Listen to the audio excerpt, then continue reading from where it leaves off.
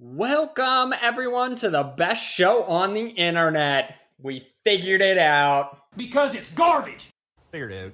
Because it's garbage. Oh, and now we're just going to replay those again and again. This is the Fourth and One podcast live from Lititz, Pennsylvania, the home of the slowest moving Burger King drive-thru.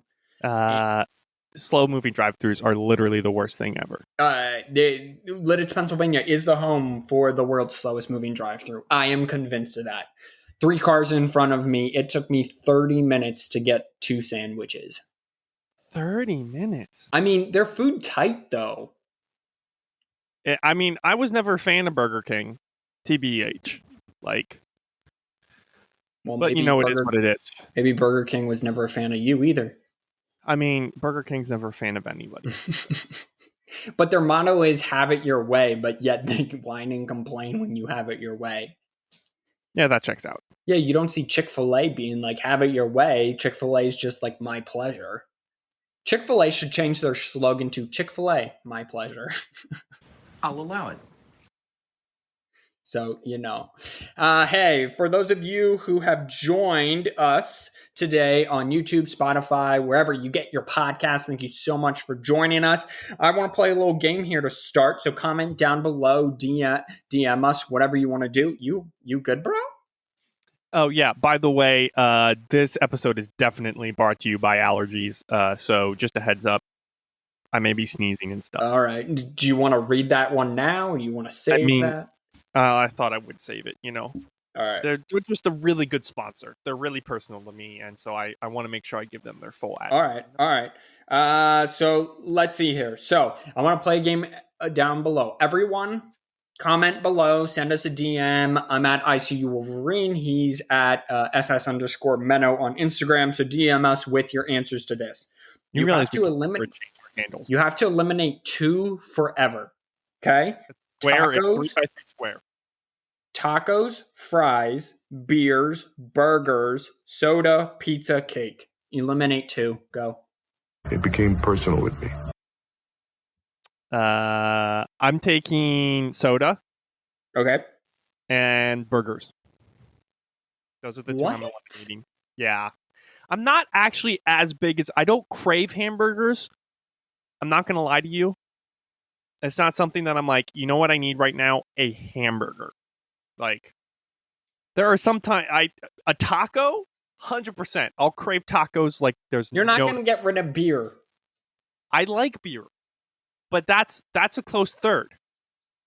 I mean, for me, it's soda and beer. Again, comment down below what you would get rid of between tacos, fries, beer, burger, soda, pizza and cake. Yeah, there's just chocolate cake with fudge frosting. That's perfect. Pizza every now and again, you need it. But fries, how do you get? But there's so many more alcohol options that you can replace beer with. And there's so many more food options that you can replace burgers with. No, there isn't. There's only one type of burger. No, okay, 100%. But you can get a chicken sandwich instead of a hamburger. And you can get a spiked seltzer instead of a beer. Okay. First of all, frick, there isn't. Number 1, how dare you? Number 1, how dare you? Number 1. Really? You're just gonna play that on repeat? I went through all of these before the podcast and made sure that the infinity loop isn't. Number 1, how dare you? Number 1, how dare you? And made sure it was turned off, but I guess it just doesn't care today. Zencaster figured it out. Figured it out. Thank you. Yeah. I don't know. I mean, beer is a close third, but it's more of just sometimes I crave a beer more than I crave a beer more than I crave a hamburger, therefore I get rid of it, All right.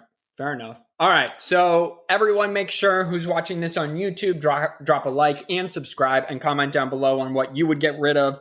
We got a packed show for you today. I'm super excited. It is draft day today, the day as we're recording this. So this will be out after at least the first round is complete. The first round takes place tonight at 8 Eastern, which again really doesn't matter to those who are watching the show because it's already over. So just go back and look who got drafted.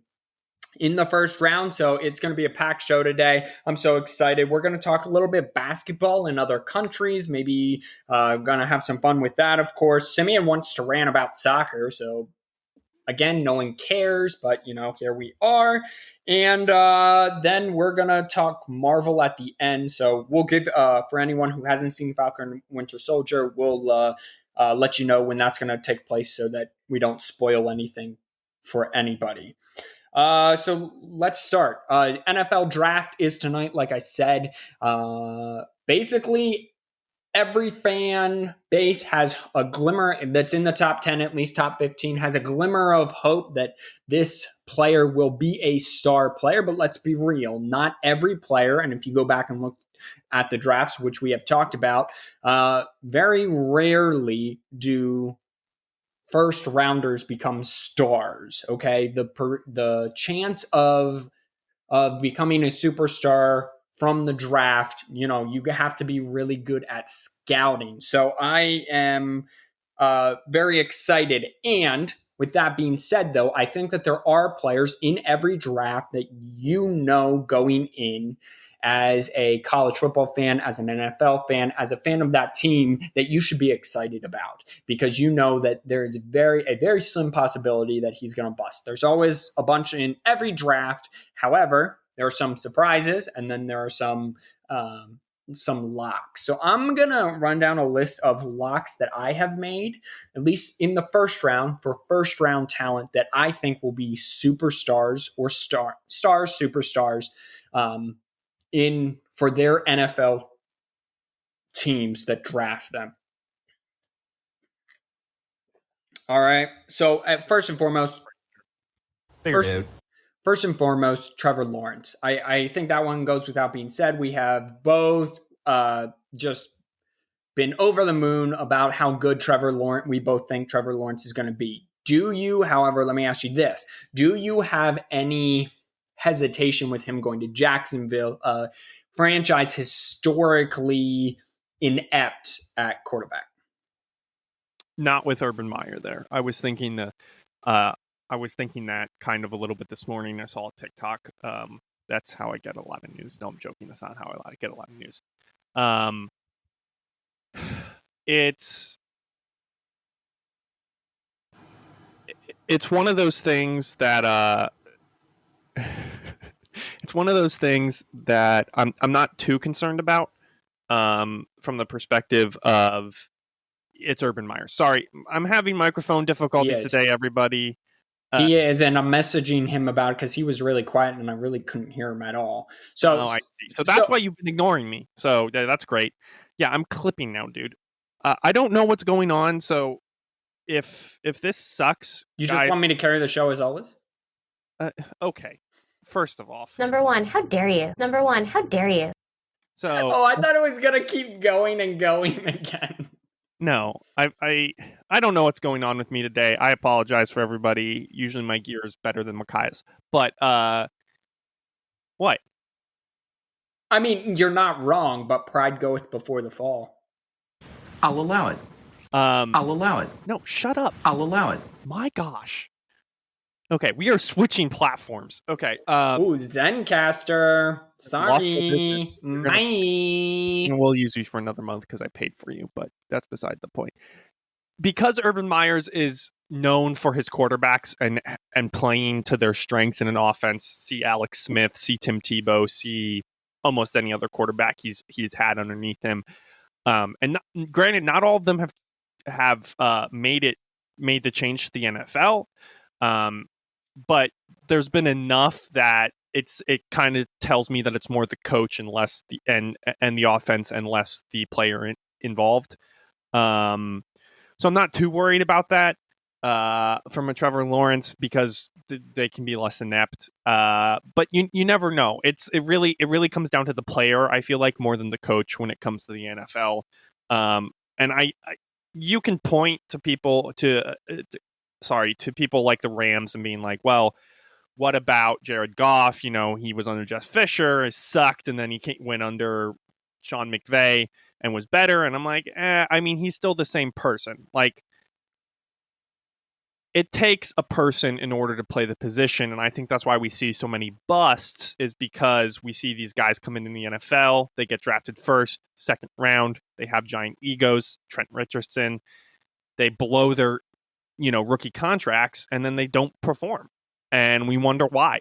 I think another aspect to that is, especially in the quarterback room, there is so much. The demand for a great quarterback is so high that people are willing to take more risks on, say, a Zach Wilson, who on tape has all the talent, but in college didn't play the type of talent or anywhere near the type of talent that any of these other prospects are.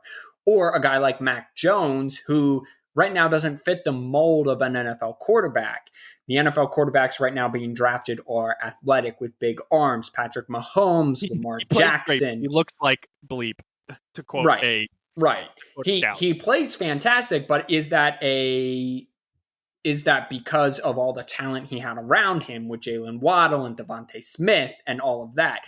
Same kind of questions can be asked about Joe Burrow.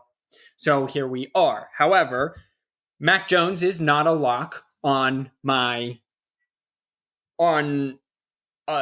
of that I would consider a lock. And please, for those of you at home, please keep tabs and let me know if in a few years if I was dead wrong about these players. I think I'm looking at your list here. You have. I'm just going to let the audience know here. Hopefully. I was going to run through them, but yeah, go ahead. Okay. Micah Parsons. We'll still go through them. Devontae Smith. Yep. Good job. Trevor Lawrence, not Nico Collins. Who is that, Collins? Xavier Collins out of Tulsa led the nation in tackles. Yeah. Had a rough kind of upbringing and had some hurdles he had to go through. He was a captain at Tulsa. For whatever reason, when I watched him against Oklahoma State, he was all over the field. He was making plays. Something to me. Sometimes when I look at the draft picks, something about him just screams he's going to be all right in the NFL and he's going to be solid. Yeah, there's something that has to do with these guys from smaller schools like Tulsa, where there's just parking on him for a hot second, where they seem to be okay. Their ego doesn't seem to get too far ahead of them. Granted, there's always going to be guys like Antonio Brown, played Western Michigan, came in, just absolutely the bed. But, he's a good player, but you know what I'm saying, ego-wise. And, it is what it is. But I would agree with that assessment. I think the biggest risk that you're taking here is your last player in Justin Fields. Actually, I think Collins would be a big risk because, again, he's from Tulsa. However, he is projected to go in the first round tonight. I will, however, it's funny you brought up Nico Collins. Nico Collins could be the steal of the draft at wide receiver. 100%. And the only reason he's not a first-round talent is because he opted out, and Michigan had so many quarterback issues his junior year when he played. Listen, he's 6'4", runs a 4.4, great route. He can high point the ball. Listen, he has potential to be a star in the NFL, assuming he goes to the right squad. It'll probably be a second-round draft pick. But anyway, so Justin Fields, yes. Well, I think okay, we're talking difference between like minus 1,000 and minus 800 here between Xavier Collins and Justin Fields. I'm talking like that difference where I think Justin Fields is a bigger quote unquote question mark because he went to Ohio State. Like if Zach Wilson went to USC, he'd be a bigger question mark too. Right. So, it has to do with risk reward, right? Correct. So Justin Fields, the risk is the risk. Well, not really. It has to do with hype versus reward. So the hype on Justin Fields is really high, but also the reward is very high on him too. But if he comes in and his hype's really high and he busts, well, the bust just seems bigger. However, I will say this about Justin Fields. I am an advocate for Justin Fields. I think he's the second best quarterback in this draft. I think he should be taken number 2 by the Jets. He's not going to be. Zach Wilson probably will. However, I think his mentality, the fact he was coached by Ryan Day, the fact he was a leader at Ohio State, and basically it was him via Ohio State, got the Big Ten to play football again this past fall through the pandemic. He has leadership qualities. He ran a 4.42 at his pro day. He's fast. He's big. He can read pro-style defense. He ripped up Clemson, and if he wasn't injured, national championship game may have gone a different way. Alabama still would have won, but maybe it would have been closer.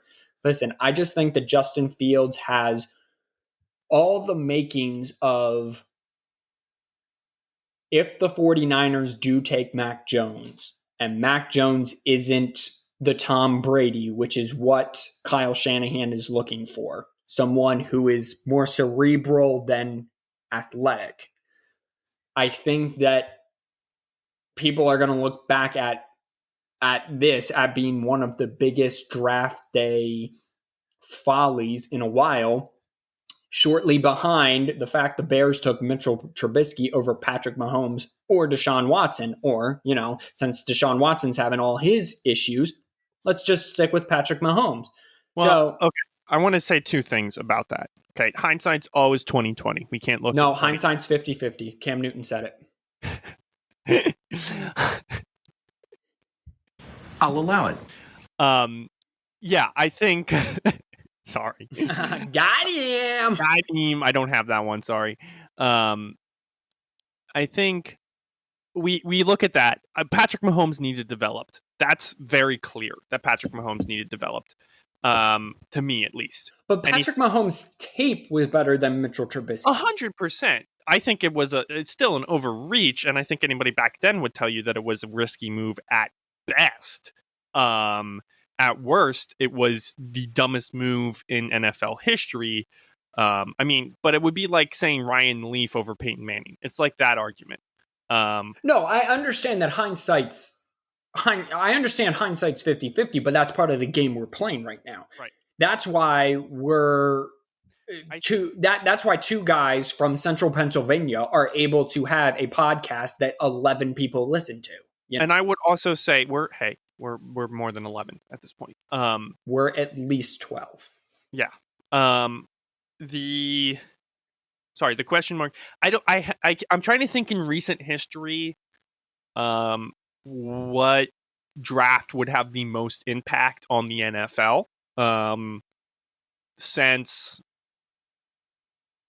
it's not like I'm a big following, but this draft could have the biggest impact just with how much collateral is on the table for most. So I think some drafts have had more impact than others for different reasons. But I'm going to tell you that this draft could have an impact for the wide receiver position and how we go to evaluate it going down the road, because you have guys like Devontae Smith, who again, he's going to be a star. I have that locked in.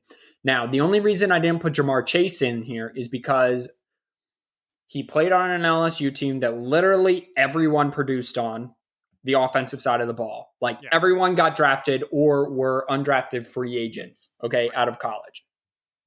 And then he took a year off, So I think Jamar Chase, physically wise, built wise, he is the best wide receiver prospect. But if I were sitting and Jamar Chase was gone, I would have zero problem taking Devontae Smith. And I honestly, in my head, it's a toss up in between Devontae Smith, the Heisman winner, and Jamar Chase. But Jamar Chase is just bigger. But I'm trying to physically bigger. But let me finish my thought. Last time we had this much talent in the first 10 picks. Basically, it's 5 quarterbacks who aren't a question mark. Maybe Zach Wilson is, but that's just more from his perspective of. Sorry, I'm still clipping a little bit. That's just from him being at BYU, and we have three wide receivers. That's 8 players already that aren't question marks. Yeah. No, but again, hindsight's 50-50. Sure, 100%. Because I think that you can look back in every draft and there will be people say, oh, this is the most talented draft at at this position. Like last year was a draft stocked full of offensive linemen. Sure. You know, this year it is definitely quarterbacks and wide receivers. But how I'm saying that this draft might change at the wide receiver position is because some of these wide receivers are small, but what they lack in size, they make up for in speed, and they make up speed in a huge way or a very fast way. I mean, when was that transition from big wideouts to speedsters, right? Tyreek Hill. Tyreek Hill. Yeah, basically. That's he was it. the one. Yeah. He was the apex, right? Tyreek Hill was that trend was starting to turn in the 2000s, 2010, and then Tyreek Hill came on board, realized if you go over the top, you're going to get 70-yard plays plus, and now you just get a speedster who can outrun his cornerback by moving past him with a move, and have a guy with a giant arm who just throws the ball to him. And if your O-line can protect it long enough, and the defense doesn't have a safety sitting back there, you can score a play. Right. I think. I mean, there in the NFL, there have always been guys like Randy Moss. There's always been guys who can, Deshaun Jackson, who can guys still. Who can, right? They're big guys. This is all lately. Let's not. Tyreek Hill is built. I mean, have you seen his traps? They're like all the way up here. Yeah, but we're talking about, instead of being 225, 6'4" and 225, we're talking about 6 to 6'3", 210. I think 6 to 6'3" is generous. I mean, you could even go. I mean, Tyreek Hill, I think, is 5'10". I mean, you can go 5'10" to 6'1", 200. Right. Yeah. Devontae Smith and me have the same measurables, right? Yes. Devontae Smith at his pro day came in at 165, 6 foot 165. But I think I'm heavier than Devontae. Yes. Mm-hmm. You're bigger than Devontae. Devontae Smith is closer to me. Devontae Smith actually is me. With more muscle and more speed and more fame and we'll get paid. Probably better looks, maybe probably a better car. He's Devontae Smith. But listen, I think he's a lock. He has leadership quality. He came back to Bama to win a natty. He did that. He won the Heisman. He produced so much. So Jalen Waddle went out. It was supposed to be him and Jalen Waddle on the outside. Then Jalen Waddle went out. And basically, if you're an SEC defense, all you had to do is cover one guy. It's not like the LSU situation where you had Jamar Chase and Justin Jefferson and I forget the other guy who was there. And you had Clyde Edwards-Helaire out of the backfield and you had Joe Burrow. No. All you had to do basically is stop one guy on the outside, and his name was Devontae Smith, and you couldn't even do that. He broke all the SEC records and a few NCAA records. Listen, I think he's going to be a lock. A lot of people don't know about Michael Parsons because he plays linebacker and he plays defense. And defense he sat out this year too. Defense isn't sexy, just as you said. He sat out. Listen, Penn State's defense is not sexy at all. No, I mean, it's solid, but it's not. It's not sexy at all. But listen, not Wisconsin. So name the top Penn State prospect that didn't bust in the NFL. I can't. I mean, most of the time, to be fair, I don't think Christian Hackenberg busted. I think he was overdrafted, and he also was drafted by the Jets. So, but he wasn't the top prospect. I'm thinking like a guy who draft experts are like, he's going top 10, or at least he's a top 15 round talent. Listen, it's Saquon Barkley, and in recent memory at least, it's Saquon Barkley, and it's Micah Parsons. And Saquon Barkley didn't bust. He's been injured. No. I'm not saying he's bust. I'm saying the top level Penn State talent that have not busted. Listen, so when you see a guy, they're special. Listen, Micah Parsons, the 1 year against Ohio State, was sat out in the first half because of targeting, came back and completely flipped the game.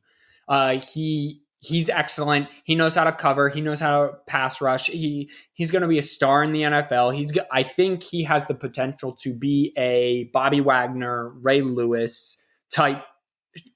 Not Sean Lee because he was never healthy, but like a fixture in your front seven who will be there for a very long time, and he will produce at a high rate. You know where Sean Lee went to college? Penn State. Yeah. Shut up. Yeah, he did. I'm literally looking at him right now. All right. Well, Drafted- excellent. And Drafted listen, 55th overall in the 2010 draft by the and Dallas Cowboys. Sean Lee, he was injury. I mean, he had multiple. I mean, his brain will be CTE at some point. He's had so many concussions. He's torn an ACL a few times, Bowler, though. but he's a Pro Bowler. He was an All Pro. He's solid. So listen, clearly Penn State knows how to do something with linebackers. So I just think Parson is Navarro Bowman was also taken in that draft. And then he's from Penn State too. Yeah, he is. He was taken. So again, but Penn State knows how to produce linebackers. I'm looking at like Allen Robinson is a wide receiver in 2014. Like I'm just looking for Pro Ballers. I'm not Marcus Goodwin,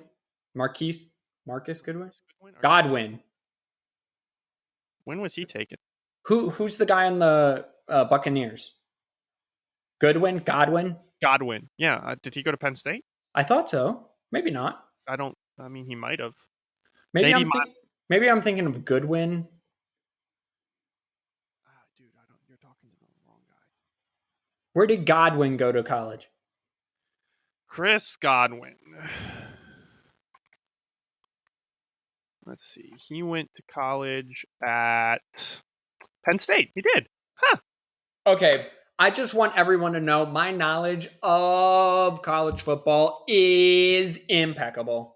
Yeah, 2017 third round pick. Listen, yeah, he was the only Penn State player drafted in 2017. Right.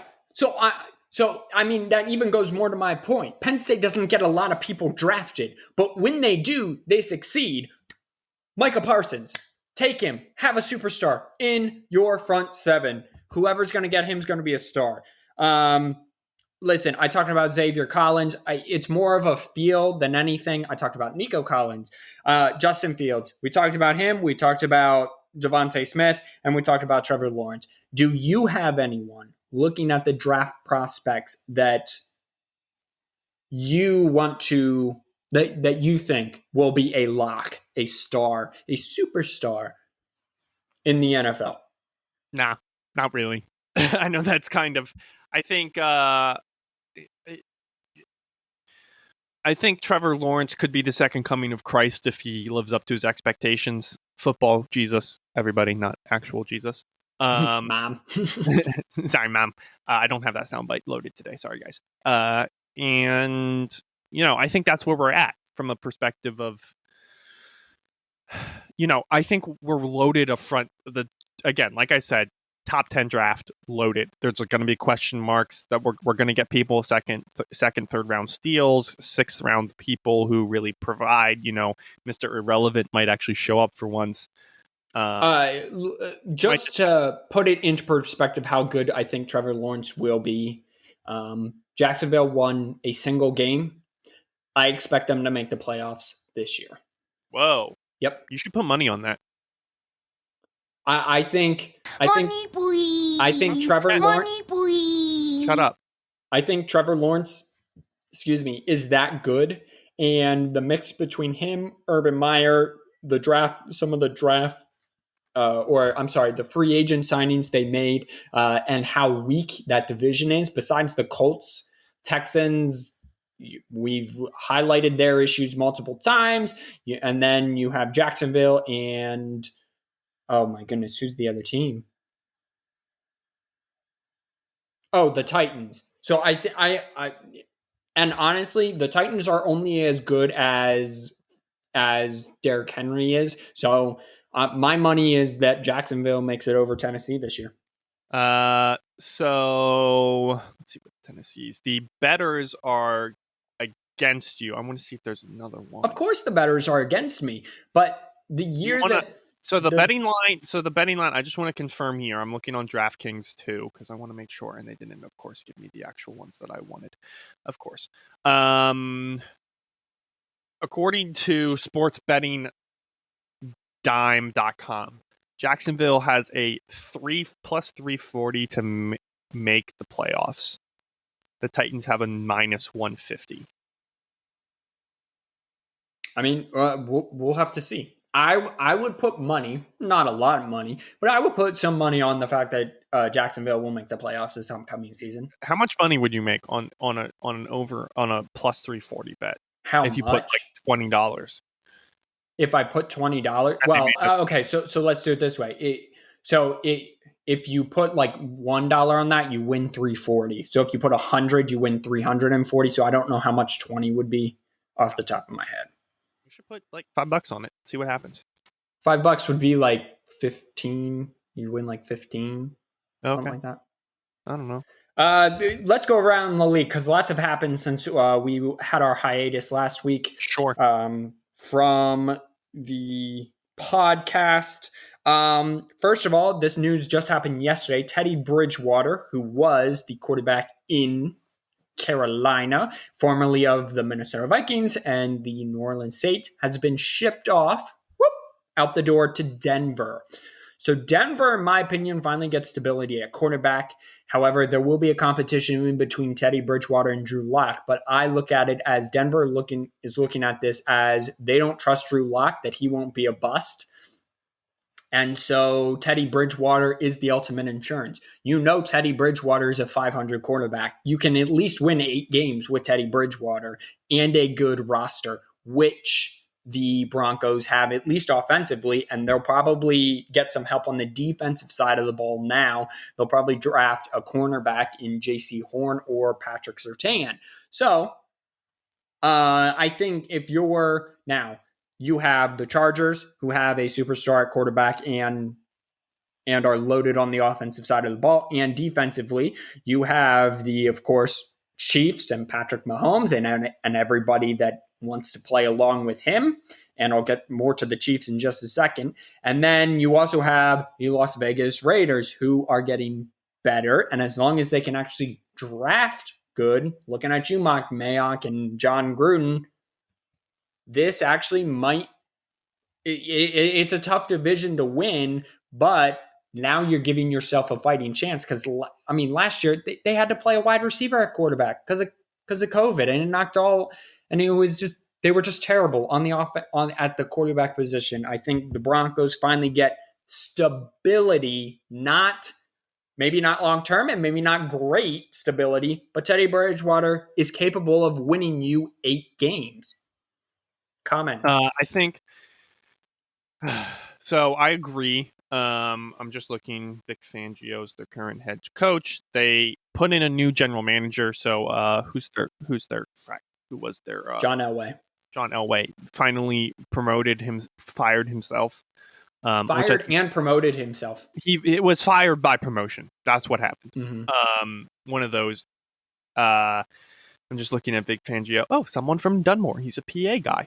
Look at that. Okay, sorry. I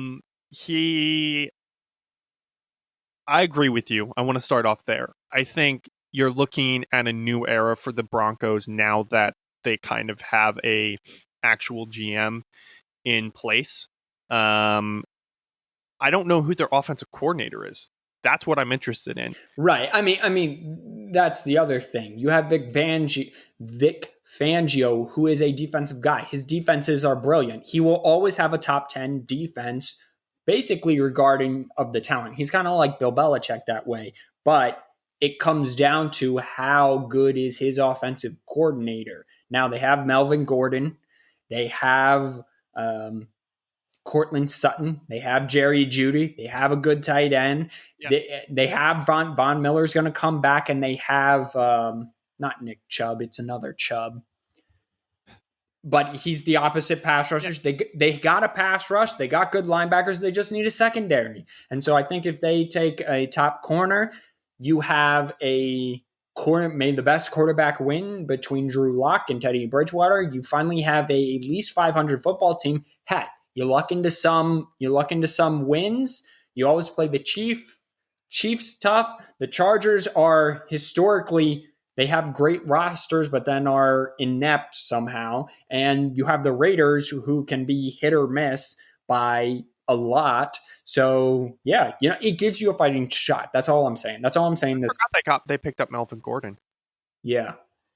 And he was nice last year. So Jake Butt is an unrestricted free agent. Yeah, I feel bad. He was going to be a star until a couple ACLs knocked him out.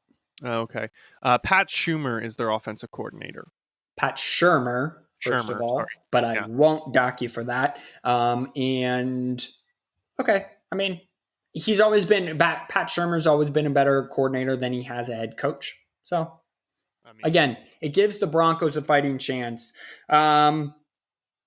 Chiefs. I mentioned the Chiefs earlier. They traded a first round pick this year and a couple other picks in next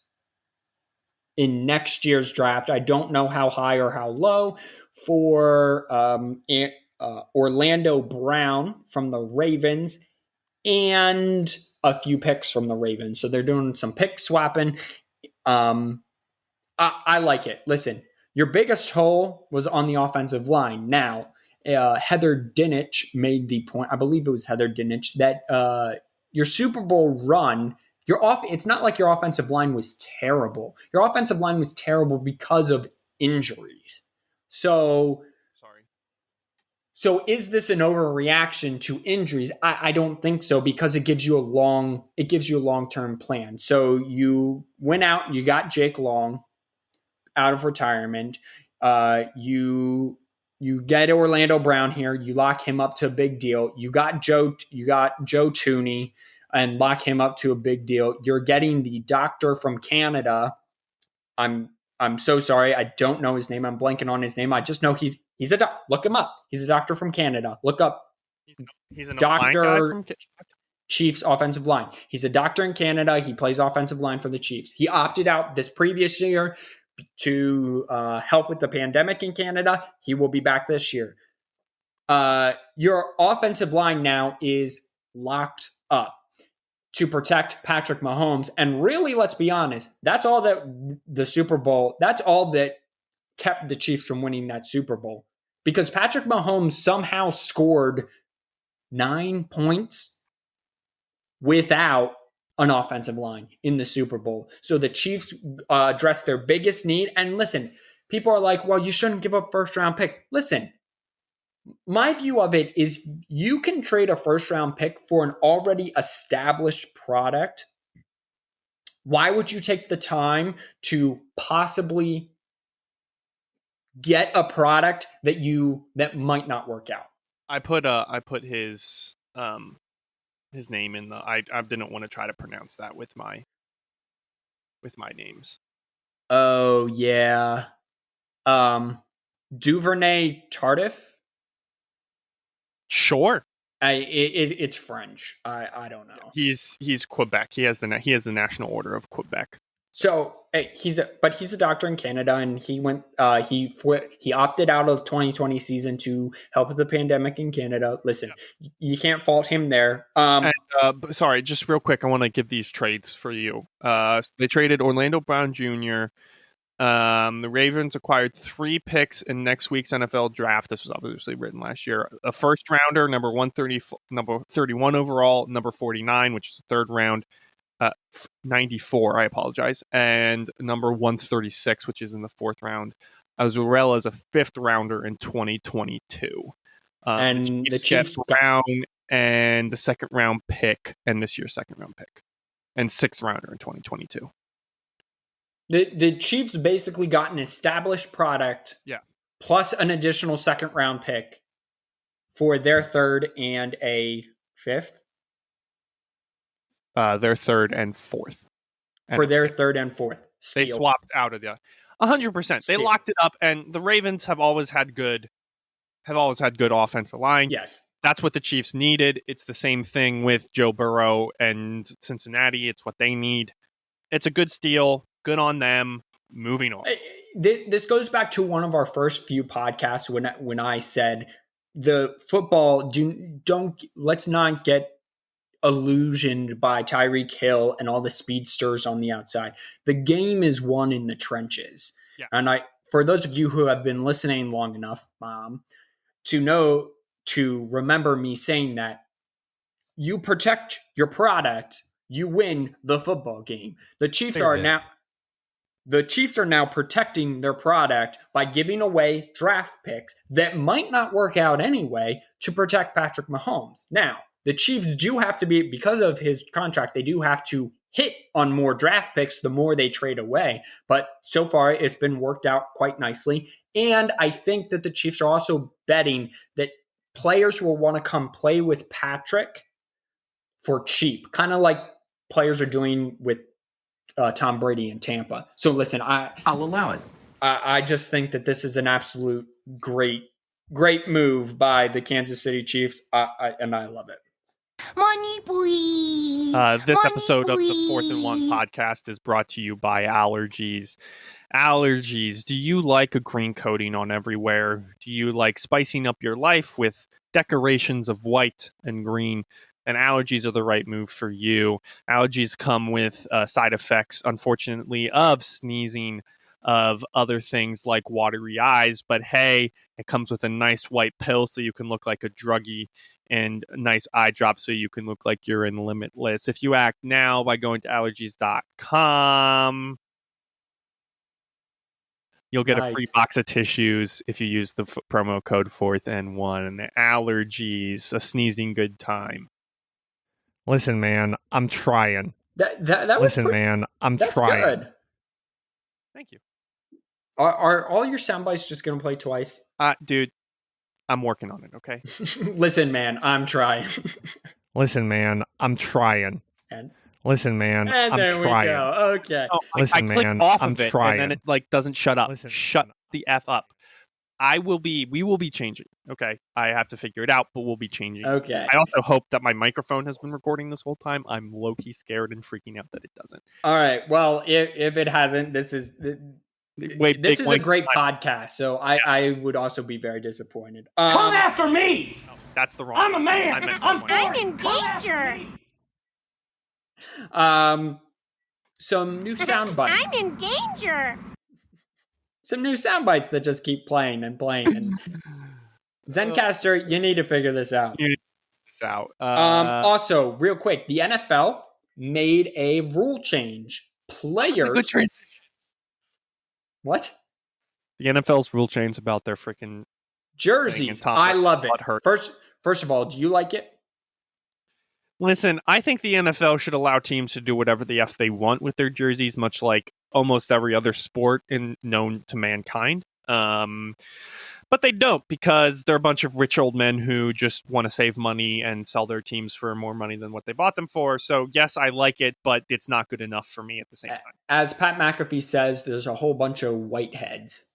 White heads. Yeah. There's not You're talking about white hair, not actually the color of their skin. However, in this scenario, there's not a single it works owner either way because they're all white, I'm pretty sure. I don't even think minority owner, except for maybe the hedge funds that pay for these teams when they need to sell, you know? So for those of you who are not up to date on all the NFL rule changes, players were only allowed to wear certain numbers, and you weren't, unless if you were a quarterback, you were not allowed to wear numbers in the single digits. Now, the rule change basically states that anybody besides on the offensive and defensive line, you're allowed to wear basically anywhere from 1 to 99. However, there are some exceptions, like receivers can wear 1 to 49 and then like 80 to 89 or something. Basically taking out the offensive lineman numbers. Right. Just to make it so eligible receivers. Right.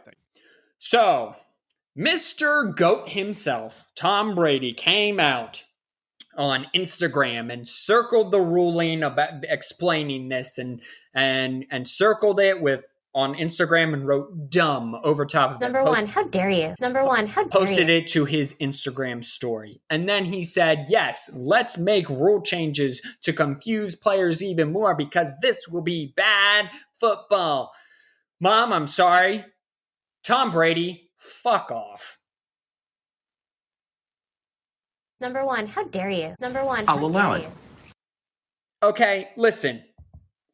If you're not smart enough to be able to read the jersey, Tom Brady, which you're probably the most cerebral quarterback in the history of the NFL. I'll give you that. You're the GOAT in more ways than one.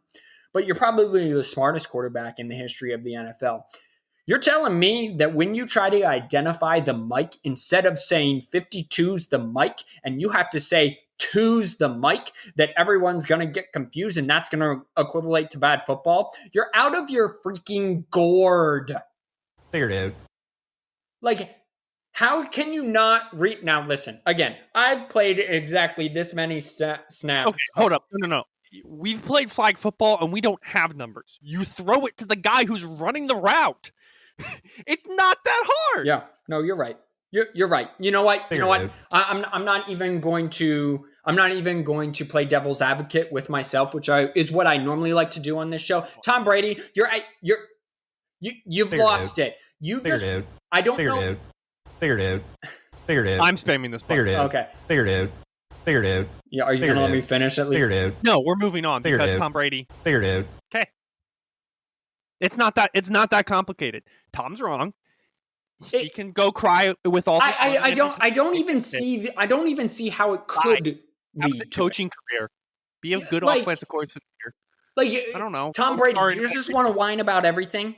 Like, come on. You got 7 rings. You're the greatest. Stop whining and figure it out. Figured it out. Jeez. But also, I'd like to take this chance to apologize to absolutely nobody. The double champ does what the he wants. I don't know, dude. I don't know. We'll just let Tom be Tom. And you know what we're going to do? We're going to move on. And we're going to go home and cry. But honestly, if I can be completely honest, it comes off like he's trying, like the NFL is making this too hard for him to win another Super Bowl. Like, I feel like he's taking this personally. Like, and I don't know how. So Tom Brady, again, sorry, Mom, fuck off. Wow. Okay. All right, let's move on. Now you move on? Okay. Yeah. Let's move on. Let's move on. You want to rant about soccer? Since I just got my rant in, you want to rant about soccer? It was a lame rant. You had no reason to rant about soccer. Okay. For people who don't know, a bunch of owners, mostly American, funny enough, in the European soccer leagues, got together and decided they wanted to create their own league. I am oversimplifying this like a mother effer. Okay. But again, no one cares about soccer, so that's a good sum up. Except for most of the world. They took soccer. Basically the best teams from every single league. Well, the main 3 leagues in Europe, besides I think the German league. No, Bundesliga had 1 team. Okay. I think they might have had 2. I think they might have had their best 2 teams or one. Anyway, it doesn't matter. They basically all have backed out. I'm pretty sure now. Not 100% sure. You can tell I did some. It's a developing story. So, a bunch of teams from England, the Premier League, the best, most balanced probably team in Europe. The 2 big names, Barcelona and Real Madrid from the La Liga. Juventus from Series A, which is the Italian league. Paris Saint-Germain or Germain from I forget what the French calls their I forget what the French call their league. La Ligue, probably something super unnecessary. Probably the white flag league because they know how to surrender so well. Nice. So basically, what ended up happening is most of the soccer world ended up revolting against them. Like riots. Like legitimate people got up out of their seats and their tea and crumpets and went out. And immediately English teams started backing out.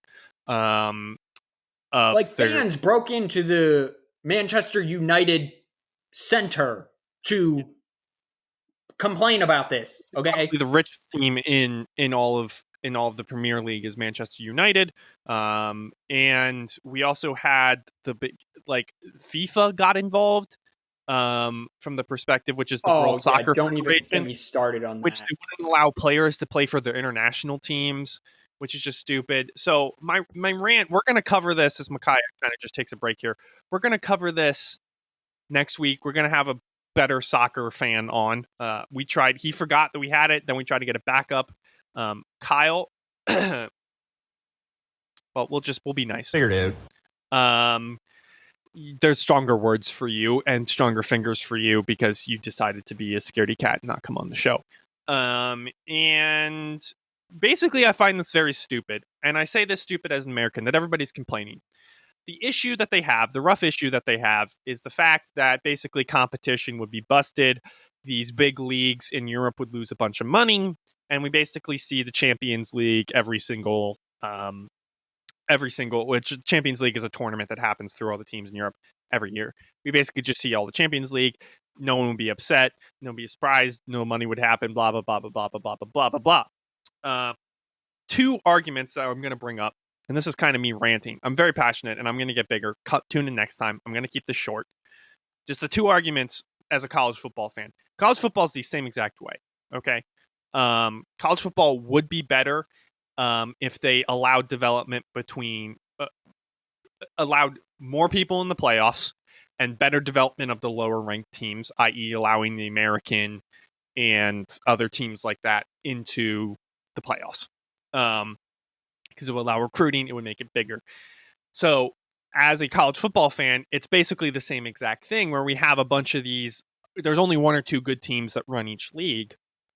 I get it. The Premier League would take a hit because all their good teams would leave, but it would allow smaller teams to show up. Fans would still show up.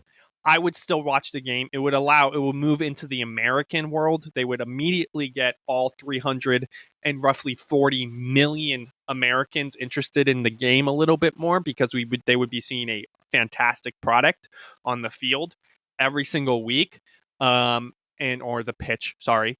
And I don't mind it. It's not a bad thing. They think it is because it would whatever, but it's not. They think it's a bad idea because it's an American idea. It's a very American idea. They're like, where's the pageantry? No, like soccer hasn't been soccer since ever. Like you're talking about the game that evolves every time the ball is passed. Like it's the most classic game. It's an American idea. I get it. But if you don't like it, allow relegation to happen, right? Take the best teams and make from each if they won in the Super League and make them play each other in a round robin to see who gets in to the Super League the next year and send the other two teams back to their country's team and make them have to fight back into it. And you could replace them. The winner of the Premier League gets to go to the right. You know, it would constantly be ebbing and flowing. Yes, it would be the same. That's 100%. A better idea. I think that's what they should have done. I think because there's such a ceiling in each of these leagues where Barcelona or Real Madrid, Juventus, freaking Chelsea, or Man City, or Man United, or the list, there's like 5 different teams that's going to win every single year. Everybody brings up, well, what about Leicester City? Do you know how much money they spent on that team that immediately collapsed? Soccer doesn't. They spent. I should have looked it up, and I'm going to look it up for next week. But Leicester City. I'm just going to call it Leicester City. I'm sorry, it's Leicestershire. I think City. No one cares. It's soccer. They won 1 year. That's the argument. What about let's go F yourself, man? It's the Premier League. Like they spent so much money, and everybody went. They shipped They couldn't afford it. It's like it was like a NASCAR team or an F1 team. They couldn't afford it. They couldn't keep it up because they don't have the money. They're not the big name. Great.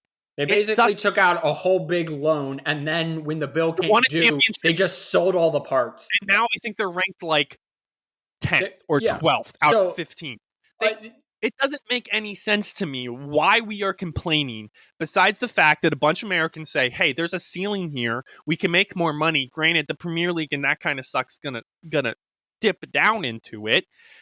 But I don't care because there should be a development in the NFL. There should be there's a ceiling. There's a ceiling that they're running into. There has to be somewhere to go for the right. There's no freaking Zlatan came over here, beefed up, got bored, and went back over to AC Milan. Like there has to be a place that these guys can still rail against each other and fight 90 minutes on the freaking pitch. I get that they're complaining and they need to beef up a little bit, but this should be like F1. This should be like NASCAR, where it's life or death. And they don't get that competition right now. They just don't. So first of all, that was well done. Great job. I'm going to give you a high five for that. Well done. What I will say about that is, because I don't care either way. I'm with you. I would like to see it.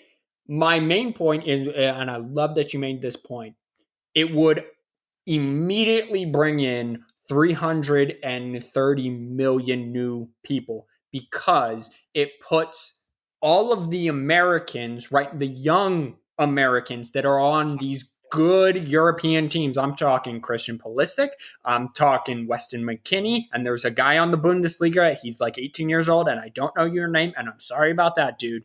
We'll look it up for next week. They are all studs. And it would immediately, because you better be sure ESPN, Fox, they would want this soccer league. They would want this super team, this super league on their air. It would immediately put Americans in European soccer on the big stage. It would bring you 330 new million people. So I love that point. Another point I'm going to make that you did not make hard enough, so I'm going to make it. FIFA, get the F out of it. Like, stop. You messed up so much stuff. Literally, like less than 4 years ago, like your entire board of governors were arrested for fraud. Like, why are you even involved? And saying that you're not going to let the players play for their home countries? Like, get out of here. FIFA, your product is declining. Your men's product, especially, is declining, and it's nowhere near anywhere in America, which is, let's be honest, when it comes to World Cup time, those are the ratings that matter. It's America. America sets the ratings, and so you're going to diminish your own product in one of your biggest rating producers, because you don't like it. Like the Women's World Cup does better on TV than the Men's World Cup because the U.S. Women's National Team is awesome, and now the U.S. Men's National Team has the potential to be awesome. And you could literally put the World Cup on, have the Men's National Team do really well, which is, as of right now, good players. They might. And then they go back to their European leagues, and you're just going to be like, nah. Perspective, this would be like requiring LeBron James to be on the Orlando Magic with their current roster and expecting him to still be in the playoffs every year. That's what you're doing by not putting him. You put LeBron James on the Lakers. You do it. You want to know why? Because it's LA. You get him to the playoffs because that's ratings. You do it. So you do whatever you can in order to get, because people will watch. So you brought up college football. Yeah. Let me make this point. You brought up college football. Yeah. So let's say Ohio State, Alabama, Clemson, LSU, Georgia, Ohio State, Oregon, and just for kicks and giggles, Michigan. Or USC. Throw either one. They're interchangeable. USC. Well, Texas. Oh, I'm sorry. I missed Oklahoma. Oklahoma, Texas. They wanted to create their own Super League because, let's be honest, those are the teams that run college football right now. Those are the teams that are in the playoff conversation every year since it evolved. Would we throw a fit? As Americans, would we throw a fit? Yeah, correct. We would love that. Because the NCAA sucks. Yeah. But if that league was set up to where if you win your conference championship, you get to be in the Super League, which is basically it would be an 18 playoff. That's basically what this is turning. So basically, it would be a no. I'm with you. I have no bone in the game, and I'm still just and you made me frustrated just by talking about it. So well done on your part. It goes to show you, to get really randomly philosophical, the flaws in humanity and how we don't want to change. The small teams are still gonna. I can bring up. I'll save it for next. I'll tease it. I'll save it for next week. Hopefully, we're going to have a guest on who is a huge-time soccer fan, friend of both of ours, huge-time soccer fan. He's a big Juventus fan. So hopefully, he was supposed to be on today and then forgot about it. I already burned Kyle. I tried to get a backup on, and he's like, "No, because you're wrong." And I'm like, "Well, this is your finger." And yeah, so no, that's your finger.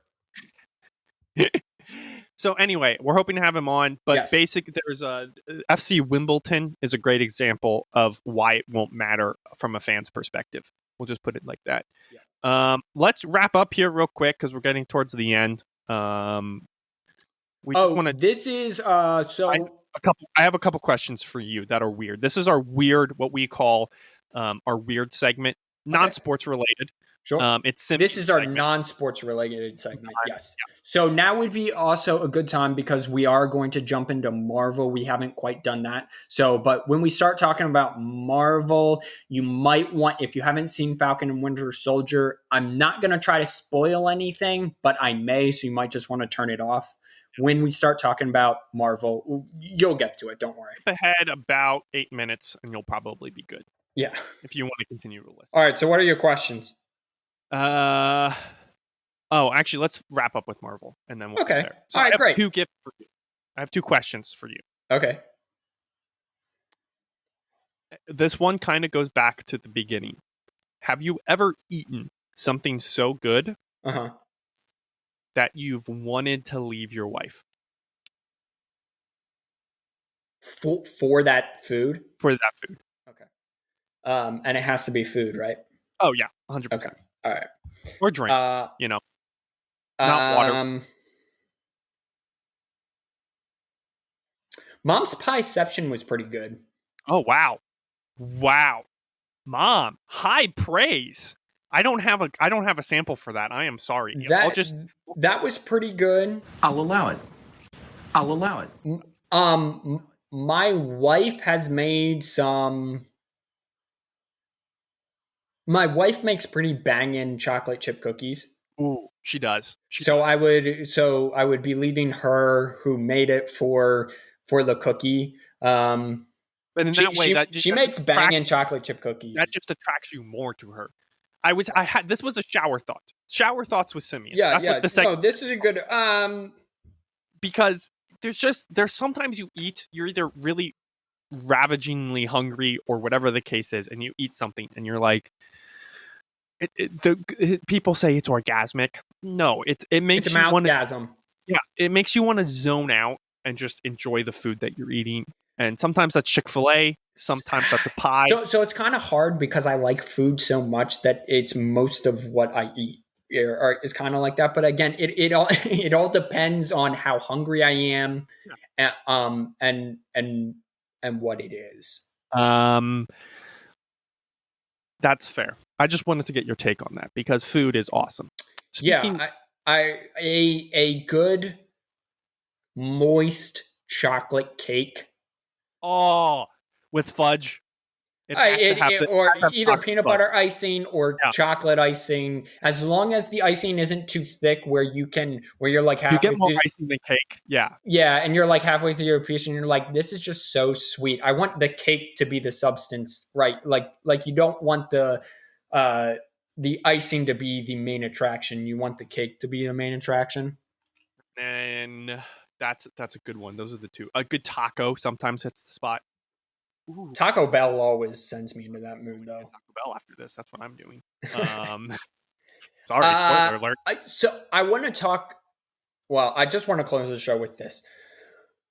Kevin Feige has had a unprecedented run. He became the president, CEO, and ultimate executive producer.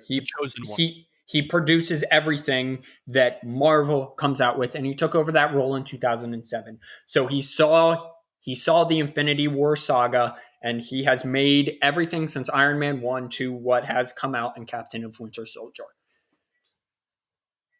So this is really a question. Can you think of someone, and comment down below if you've made it this far, comment down below. Favreau. Have you or do you know of someone who has had this run of where every decision they have made publicly, every public decision they have made has turned out gold? Jon Favreau. He did that weird chef movie, though. That's my favorite movie. Oh. I didn't see it. I just Iron Man. He did Iron Man 1 and 2. He did Chef, and then he did The Mandalorian. And to me, you just hit Did he do Iron Man 2? Yes. Yeah, I enjoyed Iron Man 2. I did too.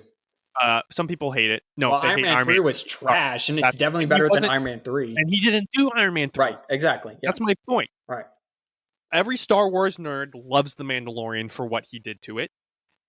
He also did a few other things he was involved. The Russo brothers, you could throw, who are also Marvel, but the Russo brothers originally did the paintball episodes of the TV show Community, and they did a few other episodes of Community, and that's where they got their start. And then they did and then they got a hold of Captain America: Winter Soldier, Captain America: Civil War, and then the two newest Avenger movies.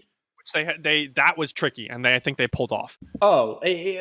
Listen, so Kevin Feige, first of all, you cast RDJ as Iron Man. You start off again. Such a weird, some of his decisions were so crucified early on that turned out great. Was he back in Marvel at that point? Who? Feige took over, became I looked it up because I wanted to know my stuff before talking. Feige took over the role of president, CEO, and whatever he is now in 2007. Yeah. Okay. So Iron Man 1. So you have to realize they had no budget for Iron Man 1. Robert Downey Jr. was basically a washed up actor at that point. In Hollywood, yep. Around, right. Yep. But he wasn't blacklisted, but no one was grabbing him for stuff anymore. Right. And Favreau had The Swingers, I think is what it was called. Favreau did Elf at that point. And Elf. Those are two small, kind of mediocre actor at best who was getting into directing. Yep. And he brought them on, and they did Iron Man. And then it set it off. And they set it off, and it made Robert Downey Jr. much richer. It let Favreau have as much creative freedom that he wanted within the Western that is The Mandalorian, and made him a very rich person. Favreau also did The Chef Show, which is on Netflix, by the way. Great little cooking show if you're interested in it. If you're interested in cooking show, He's the CEO who brought on the right people. But I think the right people he brought on also made the right decisions. Right? And I think that's why it makes Kevin Feige a good executive. But yes, correct. Absolutely. I think the only maybe wrong decision that you could say that Feige made was Edward Norton as the Hulk. I liked him better as the Hulk. I did as well, and I don't know the details of what happened there, of why he stopped playing the Hulk. I think it was Edward Norton's choice. I think he didn't want to be he didn't want to be known as the Hulk or something. He didn't want to be a franchise. Okay, well then, I'll give him that. That's fair. But also, how Feige has now, again, this isn't all Feige, but again, he has final say. So after Endgame came out and they started announcing Phase 4 of Marvel, they said they started announcing TV shows. And I'm like, TV shows? I want to go see movies. I don't want TV shows. I'm locked in. I saw WandaVision. I saw Falcon and Winter Soldier. They're both fantastic TV shows, each in their different way. One's a 30-minute show. One's an hour-long show. They're fantastic. I was like, why are we doing a Why are we doing a Black Widow movie when Black Widow died spoiler alert, when Black Widow dies in Endgame? Also, if you didn't know that, that's on you because it's been out for like 3 years. Why are we? Well, now I'm going to go see it because everything Feige touches turns to gold. I don't think you can make an argument that the Patriots had a run, but now that has, fallen off a cliff, but that was 20 years. So Feige's got a little ways to go to hit that, but he's unprecedented. And also how he manages, at least in Falcon and Winter Soldier, how he's able to manage social justice issues and still make it about superheroes, still make a badass superhero show. So, two things, because I want to comment on that. First, it actually looks like Feige and Norton might have had a little bit of friction. It's kind of unconfirmed / weird, and I think Norton was going to charge them too much for where Marvel was at the time. He recently called out Marvel's for Incredible Hulk's bad script, so he just didn't like it. And there was also a quote of Feige's mean-spirited and accusatory comments. So I think it was more the money and less to do with Feige, I guess. But that's just me assuming. Second thing, two, they didn't go hard enough in the paint for me regarding the philosophical debate of a black superhero or black Captain America. They seemed like they kind of tiptoes and were walking on edge. I think they did a good job. Don't get me wrong. I like WandaVision better, but I think they could have explored it a little bit more. No, but I think that was the point of it, where it doesn't need to be explored. It needs to be accepted. That's what happened. That's what Sam Wilson was getting at. Yeah. That's it doesn't need to be explored. It doesn't need to be delved into. It needs to be accepted that this is society. Yeah. And just because we look different and we're from different communities, why can't we get along? And just because, again, spoilers, everyone turn off your mics if you haven't seen Falcon and Winter Soldier yet. Now's the right time. When he's giving that speech, at the end to the people in charge, and he's saying, well, look, she clearly and her followers have this belief that the world can be better, and you're in charge of all this, and you have to make hard decisions, and they have to make hard decisions. So we have a common ground. So let's all come together, and this doesn't need to be explored or delved or talked about in committees. We just need to come together, and we need to do it. And I think that was just a brilliant way to bring social justice issues and superheroes together, where you touch on it a little bit, but you basically say, this is the way things should be. Let's be badass superheroes now. Let's throw the shield into the helicopter, take out the pilot, and then kick him into the Hudson River. I loved it. I got nothing else to add. Excellent. Well, then this has been the 4th and 1 podcast. We love Marvel around here. We love sports. Go check on the NFL first round draft picks, because this will be up then. Go see them. Go see where all my locks said: Micah Parsons, Trevor Lawrence, Justin Fields, Devontae Smith, Mr. Collins himself. Go see where they landed so that you can follow them all throughout the season. Listen, I love doing this. Drop a like, drop a subscription. I am Micaiah, that is Simeon. Wash your hands and your phones, because you're all filthy animals. God bless. Peace out.